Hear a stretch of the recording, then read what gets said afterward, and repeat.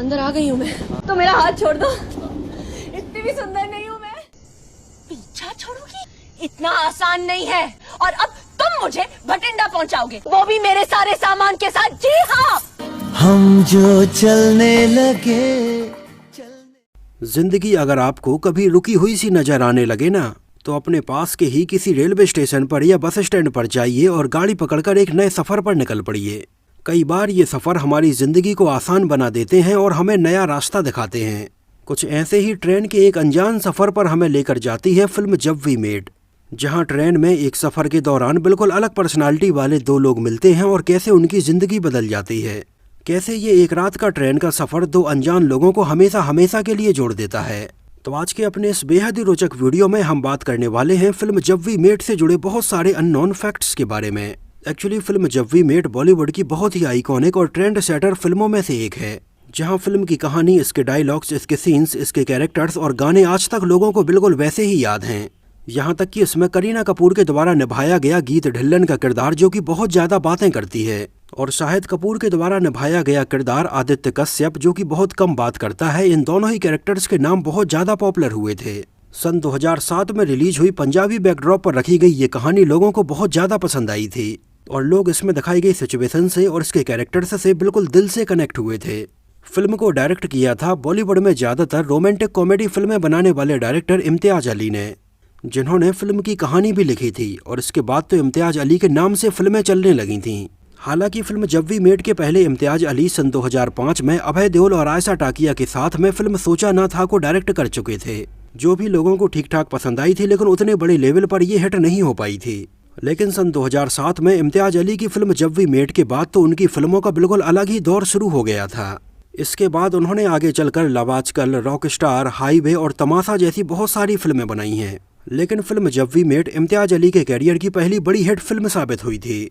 25 अक्टूबर सन 2007 को इसको रिलीज किया गया था और इसमें हमें नजर आए थे शाहिद कपूर, करीना कपूर, तरुण अरोरा, सौम्या टंडन, दारा सिंह रंधावा और पवन मल्होत्रा। ढिलन मेहता ने फिल्म को प्रोड्यूस किया था और म्यूजिक था प्रीतम चक्रवर्ती का, जहां इसके म्यूजिक एल्बम में लगभग 44 मिनट की लंबाई वाले गानों के सारे वर्जन्स को मिलाकर टोटल 10 गाने रखे गए थे।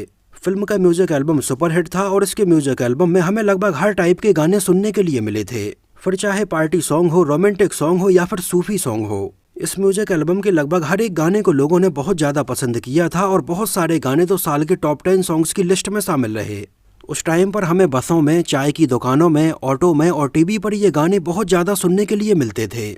जैसे इसके गाने थे ये इश्क हाय, आओगे जब तुम साजना, नगाड़ा नगाड़ा, मोजा ही मोजा, तुमसे ही और आओ मीलों चलें।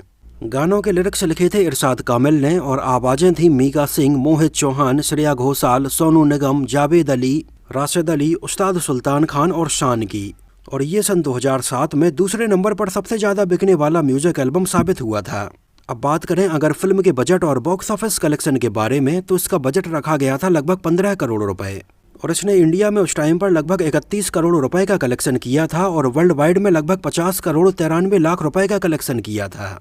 और ये सन 2007 में एक सुपरहिट फिल्म साबित हुई थी, जहां इसको लगभग 475 स्क्रीन्स पर रिलीज किया गया था और ये फिल्म देखने के लिए लगभग 62 लाख लोग सिनेमा घरों में आए थे। और ये सन 2007 में बॉक्स ऑफिस पर सबसे ज्यादा पैसे कमाने वाली फिल्मों की लिस्ट में 12वें नंबर पर रही थी, जहां सन 2007 में पहले नंबर पर फिल्म थी ओम शांति ओम, दूसरे नंबर पर थी वेलकम, तीसरे नंबर पर थी चक दे इंडिया, चौथे नंबर पर थी पार्टनर और 5वें नंबर पर थी तारे जमीन पर। फिल्म जब वी मेट को आज बॉलीवुड की कुछ कल्ट फिल्मों में गिना जाता है, जिसका अंदाजा आप इसकी IMDb रेटिंग को देखकर भी लगा सकते हैं, जहां इसको लगभग 54,000 से भी ज्यादा लोगों ने 7.9 आउट ऑफ 10 रेटिंग दी हुई है।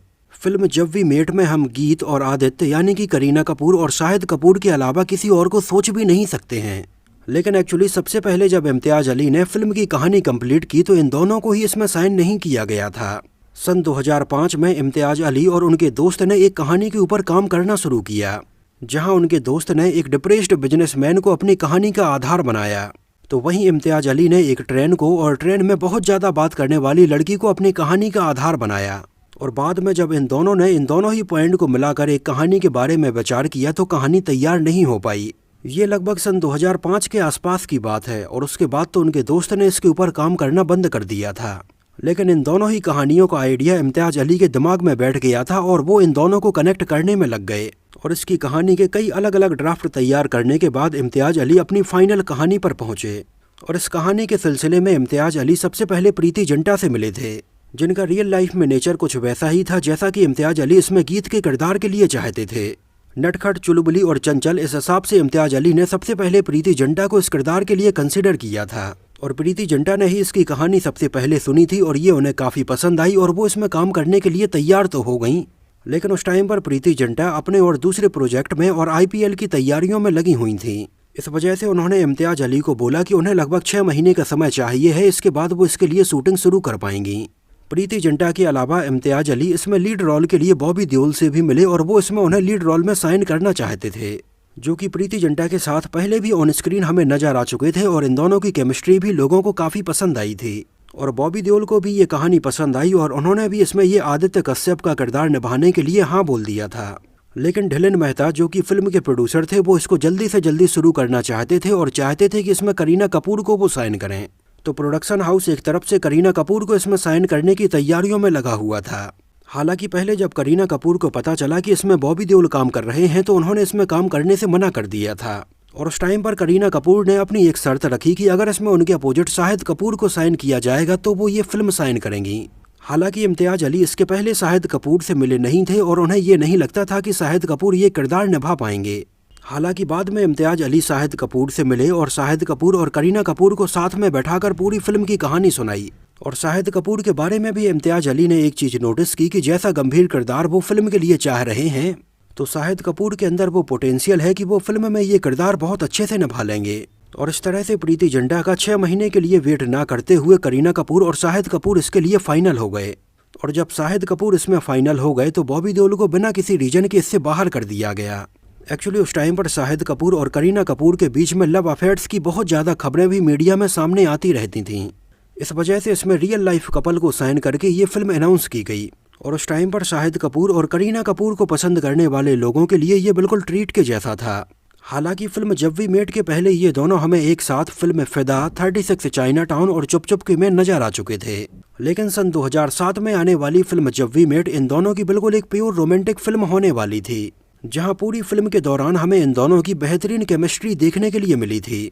और शाहिद कपूर और करीना कपूर इन दोनों की ही बेहतरीन एक्टिंग फिल्म जब वी मेट की जान थी।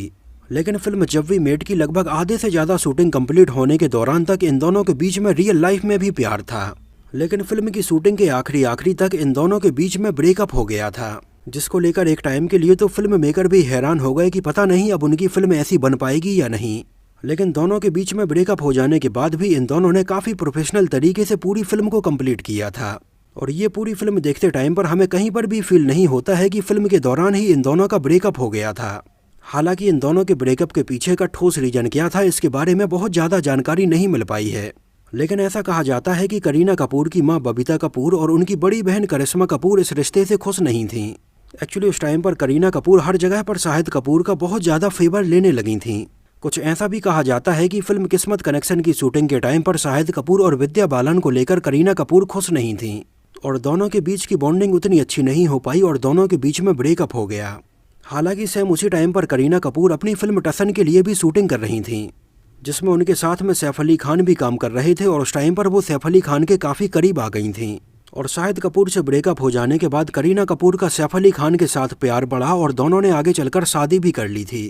एक्चुअली फिल्म जब वी मेट की ज़्यादातर शूटिंग शिमला, मनाली, रोहतांग पास, मुंबई और पटियाला जैसी लोकेशंस पर की गई है। लेकिन इसके बहुत सारे सीन में हमें मध्य प्रदेश का रतलाम जंक्शन भी दिखाया जाता है, जहां पर शाहिद कपूर और करीना कपूर की ट्रेन छूट जाती है और उन्हें रात गुजारनी पड़ती है। लेकिन एक्चुअली इसमें हमें जो रतलाम की गलियां दिखाई जाती हैं वो गलियां रतलाम की नहीं मनाली की हैं। इसमें जो हमें रतलाम का डिसेंट होटल दिखाया जाता है वो रतलाम का नहीं, वो मनाली का होटल था। एक्चुअली इसमें ऐसे और भी बहुत सारे सीन हैं जो कि डायरेक्टर इम्तियाज अली ने किसी दूसरी लोकेशन का नाम बताकर कहीं और पर फिल्माए हैं। एक्चुअली जिस टाइम पर वो मनाली में थे तो उन्होंने सोचा कि केवल रतलाम को शूट करने के लिए वहाँ पर जाना जरूरी नहीं है। नॉर्मल सी एक गली का सीन है और नॉर्मल से एक होटल का सीन है जिसको वो मनाली की ही किसी दूसरी लोकेशन पर फिल्मा सकते हैं, जिससे कि इसमें लगने वाले पैसे की और समय दोनों की ही बचत हो जाएगी। इसमें हमें जो करीना कपूर का बड़ा सा घर दिखाया जाता है वो पटियाला में नाभानगर पैलेस है। ऐसी और भी बहुत ही खूबसूरत लोकेशंस हमें इसमें देखने के लिए मिलती हैं। एक्चुअली फिल्म जब वी मेट की लगभग आधे से ज़्यादा शूटिंग कंप्लीट हो जाने के बाद भी इसका नाम डिसाइड नहीं हो पाया था। इसके नाम को लेकर उनके पास 2-3 टाइटल थे जो उन्होंने ऑडियंस से डिसाइड करके लिया था। एक्चुअली उस टाइम पर इसके टाइटल को रखने के लिए उन्होंने पब्लिक से इसके लिए एक वोटिंग करवाई थी, जहां इसके टाइटल को लेकर जब वी मेट के अलावा और दूसरे ऑप्शन थे पंजाब मेल, इश्क वाया भटिंडा और करीना कपूर के कैरेक्टर का नाम गीत। इसके अलावा एक और ऑप्शन था गीत रेडी, जिसको गेट रेडी उस टाइम पर पढ़ा जा रहा था। लेकिन बाद में पब्लिक वोटिंग के आधार पर और लोगों से और डिस्कशन करने के बाद फिल्म का फाइनल नाम जब वी मेट रखा गया था। फिल्म जब वी मेट सिनेमा घरों में काफ़ी अच्छी चल रही थी, लेकिन इसके अगले ही हफ्ते 2 और बॉलीवुड की बड़ी फिल्में ओम शांति ओम और सांवरिया भी एक साथ रिलीज होने वाली थीं। लेकिन उस टाइम पर इन दोनों ही फिल्मों में से सांवरिया उतनी नहीं चल पाई और जब वी मेट और ओम शांति ओम काफ़ी लंबे समय तक चलती नहीं। फिल्म को यूथ ने और कपल्स ने इतना ज़्यादा पसंद किया कि सन 2008 में वैलेंटाइन डे के मौके पर बहुत सारी जगहों पर फिल्म जब वी मेट की स्पेशल स्क्रीनिंग्स भी रखी गईं। एक तरफ जहां फिल्म इतनी सुपरहिट हो रही थी, तो वहीं तरफ फिल्म के लीड रोल में नजर आने वाले शाहिद कपूर और करीना कपूर एक दूसरे से अलग हो रहे थे। उस टाइम पर इसको अलग अलग जगहों पर प्रमोट करने के लिए भी ये दोनों अलग अलग ही जाते थे। जैसे करीना कपूर उस टाइम पर सन 2007 में फिल्म को प्रमोट करने के लिए सारेगामापा चैलेंज में नजर आईं, तो वहीं शाहिद कपूर हमें Amul star voice of India और झलक दिखला जा में नजर आए। हालांकि उस टाइम पर ये दोनों फिल्म को प्रमोट करने के लिए ब्रेकअप हो जाने के बाद भी नच बलिए में बस एक साथ नजर आए थे। जब वी मेट को प्रमोट करने के लिए फिल्म के मेकर्स ने एक बहुत ही अनूठा तरीका निकाला, जहां फिल्म के मेकर्स ने इसको प्रमोट करने के लिए मुंबई की 2 लोकल ट्रेन में फिल्म जब वी मेट के पूरे पोस्टर लगवा दिए। और उस टाइम पर शाहिद कपूर ने इसको प्रमोट करने के लिए मुंबई की लोकल ट्रेन में जाकर लोगों से इसके बारे में बातचीत की। इस फिल्म से लोगों के लगाव को इतना ज़्यादा देखते हुए मोजर बियर, जो कि बेसिकली पेन ड्राइव बनाने वाली कंपनी है, उसने फिल्म जब वी मेट के डिस्ट्रीब्यूशन के राइट्स लिए थे और इसको 4 और अलग अलग भाषाओं में बनाने का डिसाइड किया, जैसे तमिल, तेलुगु, मलयालम और कन्नड़ा भाषाओं में। लेकिन आगे चलकर ये और भाषाओं में तो नहीं बनाई जा सकी, लेकिन इसको केवल तमिल भाषा में बनाया गया, जिसका नाम था कंडेन कडलाई। इसमें हमें तमन्ना और भरत नजर आए थे। ये सन 2009 में रिलीज हुई थी। जिस तमिल फिल्म को बिल्कुल एज इट इज जब वी मेट के जैसा ही रखा गया था। यहाँ तक कि इस तमिल फिल्म को अगर आप देखेंगे तो इसमें तमन्ना भाटिया के बहुत सारी जगहों पर कपड़े बिल्कुल करीना कपूर के जैसे ही हैं। और इसी फिल्म को आगे चलकर तेलुगु में प्रिया प्रिय धामा के नाम से भी डब करके रिलीज किया गया था और इसके तमिल और तेलुगु वर्जन को भी लोगों ने वहाँ पर काफ़ी पसंद किया था। इतना ही नहीं, सन 2010 में एक हॉलीवुड फिल्म आई थी लीप ईयर के नाम से, जिसकी भी एक बेसिक स्टोरी का आइडिया फिल्म जब वी मेट से ही लिया गया था। यहाँ तक कि बहुत सारे सीन भी बिल्कुल एज इट इज ही रखे गए थे। और ये अपने आप में काफ़ी बड़ी बात है कि किसी बॉलीवुड फिल्म से इंस्पायर्ड होकर हॉलीवुड में फिल्म बनाई गई है। इसके अलावा इसके एक गाने ये इस हाय से बहुत ज़्यादा इंस्पायर्ड होकर नेमम एलाना नाम के गाने को बनाया गया, जहाँ पर इन दोनों ही गानों के म्यूजिक को आप मैच करके देख सकते हैं। इसकी लिंक मैं यहाँ पर नीचे डिस्क्रिप्शन बॉक्स में दे दूंगा। इसके अलावा इसमें हमें होटल वाले सीन में होटल के मैनेजर के तौर पर टेडी मौर्या नजर आए थे। एक्चुअली टेडी मौर्या कोई एक्टर नहीं थे, वो फिल्म के आर्ट डायरेक्टर थे। लेकिन उस पर्टिकुलर सीन में इम्तियाज अली चाहते थे कि ये सीन काफ़ी रियलिस्टिक नजर आए और कोई भी एक्टर इस सीन में उतने अच्छे से मैच नहीं हो रहा था। इस वजह से टेडी मौर्या ने इस सीन को कंप्लीट किया। एक्चुअली अगर आपने इसको और ध्यान से देखा हो तो टेडी मौर्या हमें होटल वाले रिसेप्शन रूम के अलावा एक छोटे से सीन में और भी नजर आते हैं, जब शाहिद कपूर स्टेशन के ब्रिज के ऊपर से भाग रहे होते हैं और करीना कपूर उनका पीछा कर रही होती हैं। तो वहाँ ब्रिज के ऊपर हमें एक सिक्योरिटी गार्ड नजर आता है, जिससे करीना कपूर शाहिद कपूर को पकड़ने के लिए बोलती हैं। एक्चुअली यहाँ पर अगर इस सिक्योरिटी गार्ड को आप देखेंगे तो ये टेडी मौर्या ही हैं, जो कि हमें होटल डिसेंट में रिसेप्शन के काउंटर पर भी बैठे हुए नजर आए थे। इसी दौड़ने वाले सीन के बैकग्राउंड में हमें नाना पाटेकर और अजय देवगन की फिल्म अपहरण का एक पोस्टर भी लगा हुआ नजर आता है। इसके अलावा अगर इसके गाने तुमसे ही को आप देखेंगे, जहाँ पर हमें एक सीन नजर आता है जब करीना कपूर बारिश में भीग रही होती हैं और शाहिद कपूर अपनी कार का गेट खोलकर पानी में आते हैं। तो एक्चुअली इस सीन में हमें शाहिद कपूर का कोट पहले से ही काफी गीला नजर आता है और ये ऐसा इसलिए हुआ होगा कि इस सीन के कई सारे टेक्स लिए गए होंगे। हालांकि इतनी बड़ी फिल्म की शूटिंग के टाइम पर ये बहुत ही छोटी छोटी चीजें हैं जो कहीं ना कहीं छूट जाती हैं, लेकिन जब ऐसे सीन्स की बात हो रही है तो मैंने सोचा कि इसको भी आपके साथ शेयर करूं। इसके अलावा फिल्म के एक और सीन में जहां पर गीत अपनी माँ से बात कर रही होती हैं, तो वहां पर उनके पीछे रखे हुए शीशे में हमें माइक का रिफ्लेक्शन नजर आता है, जो माइक फिल्म की शूटिंग के टाइम पर रियल आवाज को रिकॉर्ड करने के लिए यूज किया जाता है। जब वी मेट के गाने ये इश्क हाय के लिए 2 नेशनल अवार्ड मिले थे, बेस्ट फीमेल प्लेबैक सिंगर के लिए श्रेया घोषाल को और बेस्ट कोरियोग्राफी के लिए सरोज खान को। इसके अलावा इसको टोटल 7 फिल्म फेयर अवार्ड के लिए भी नॉमिनेशंस मिला था, लेकिन ये 2 अवार्ड ही जीत पाई थी, जिनमें से एक अवार्ड था बेस्ट एक्ट्रेस के लिए करीना कपूर को और दूसरा था बेस्ट डायलॉग्स के लिए इम्तियाज अली को। तो दोस्तों ये तो बात हुई फिल्म जब वी मेट से जुड़े हुए बहुत सारे अननोन फैक्ट्स के बारे में। मुझे तो ये फिल्म बहुत ज़्यादा पसंद आई थी और ये मेरी कुछ पर्सनल फेवरेट फिल्मों में से भी एक है, जिसको आप कितनी बार भी देखो इससे आप बोर नहीं होगे और कुछ ना कुछ नया ही देखने के लिए मिलेगा। आप लोगों को ये फिल्म कैसी लगी थी, और अगर आप में से किसी ने इसको सिनेमा घर में देखा है तो हमें सिनेमा घर का नाम और शहर का नाम भी जरूर मेंशन करना। तो इस वीडियो में इतना ही। अगर ये वीडियो आपको पसंद आया हो, मेरी मेहनत आपको पसंद आई हो, तो उसको प्लीज़ लाइक करके मुझे इस बात का जवाब जरूर दीजिए। तो मिलते हैं किसी नए वीडियो में किसी नई फिल्म से जुड़े हुए बहुत सारे अननोन फैक्ट्स और ऐसे ही रोचक बातों के साथ।